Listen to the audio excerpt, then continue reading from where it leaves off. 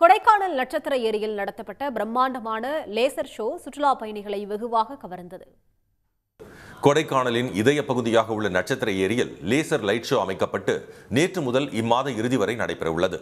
இதில் பறவைகள், புலி, யானை, கழுகு, மீன், டால்பின் உள்ளிட்ட உருவங்கள் வந்து செல்வது போலவும் ஏரியில் வண்ணமயமாக இசையுடன் ஒளி படர்ந்து செல்வது போன்றும் வடிவமைக்கப்பட்டு காட்சிப்படுத்தப்பட்டுள்ளது அனைவரையும் வெகுவாக கவர்ந்துள்ளது.